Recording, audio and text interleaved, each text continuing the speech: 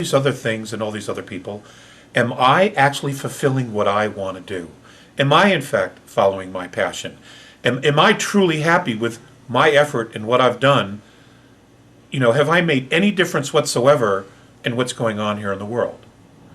Now, if you can be a clerk in a 7-Eleven and say, yeah, this is my life's fulfillment, well, bully for you. Great. But I know that in actuality that's far and few in between. People really need to start evaluating and get extremely creative and figure out what is it that they can do to fulfill themselves, to fulfill their dreams, to at least know what those dreams are and start going after it. Folks, it isn't about the extraterrestrials, though that's important because it'll give us a different perspective of who we are.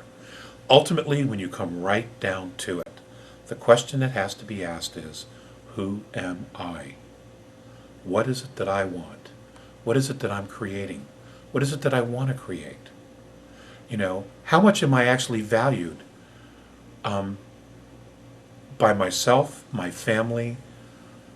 Am I loved? Am I respected? Am I following my heart's desire? Am I spiritually evolving? Or am I just on this automatic treadmill that the media and the Earth's religions have put us on? You feel good on Sunday, but by Wednesday it's just like, it's all worn off. And that's because it's not genuine. It's not genuine depth. It's not genuine happiness. Okay, it's instant salvation. And that doesn't work. And it's not that anybody actually needs salvation. They just need to love themselves. And in finding that, and in truly embracing that love, that passion for themselves, and honoring themselves, you'd be amazed at how much crap that's in your life will just fall away. Because, what isn't real will just fall away when you're actually on your path. And I can't tell people what their path is. I'm still working on my path. But it's all about self-responsibility. And that isn't going to change. That's where the real growth, that's where the real evolution comes from. In America, we had that opportunity, and we did it for some time. But for the last 50 years, God, it's just gone downhill. We've had this incredible opportunity to change the world, and now the world's very upset with us. And well, let's take a look at that for a second. Okay, Alex, you've mentioned that Eisenhower lost control of the U.S. government and that it really has never been regained by the U.S. people. And I think we all want to know, how did that happen? Well, that's not exactly what I said. He didn't lose control of the government, but he lost control of the technology. Apparently, and this information's out there. Brigadier General Lufkin said in the Disclosure Project testimony, that's disclosureproject.org, which I recommend to everybody. He mentioned that the technology was being reverse engineered, but it went black. And it went black very, very quickly. And it was really literally a matter of weeks that he lost control of where the technology was because it went black.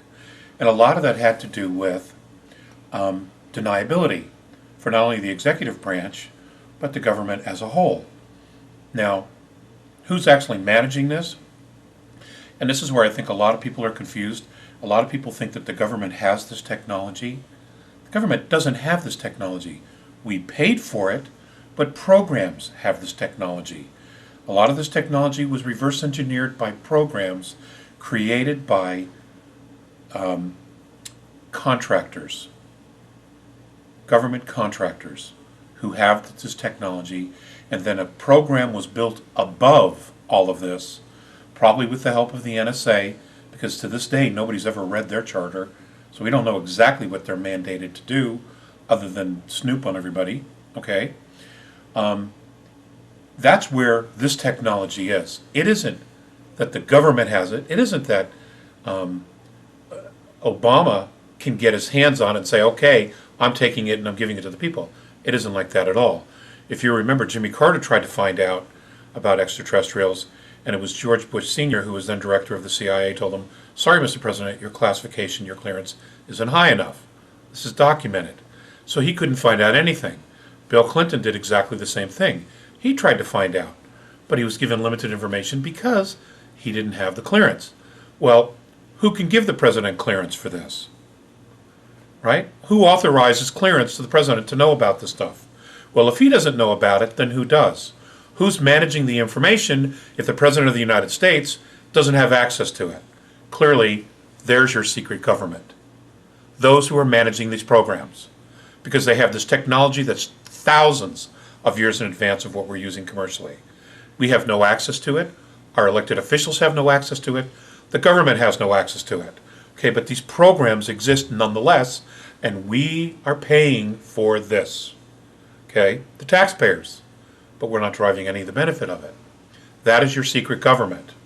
Everything else is smoke and mirrors.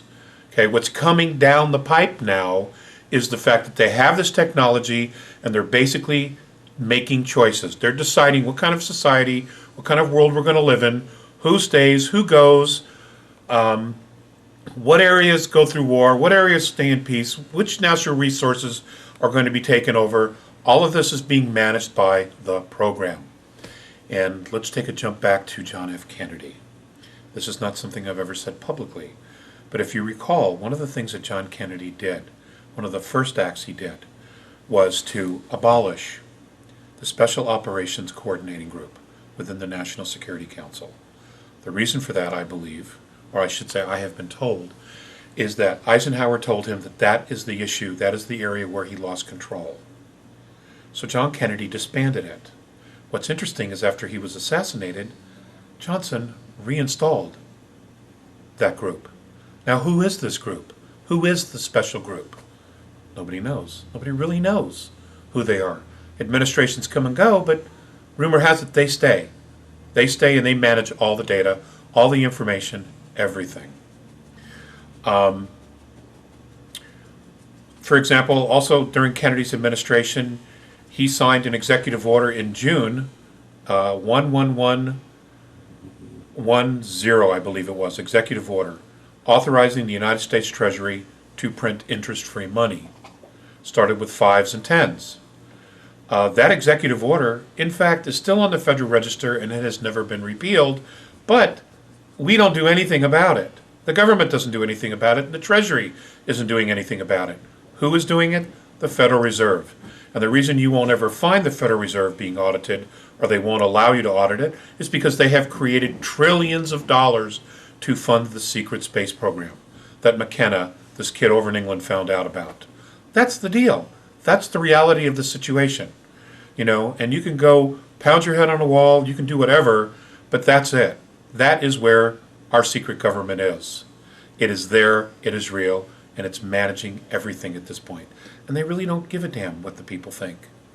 They really don't. They have their own agenda. And they're doing their own thing. We don't need the space shuttle. We haven't needed it forever. There are many people out there talking about special spacecraft, Tango Romeo 3 Bravos, Tango Romeo 3 Alphas, etc., etc. These are all very real spacecraft. They in fact do exist, and they do have some solar system travel. We are so far along, it's amazing.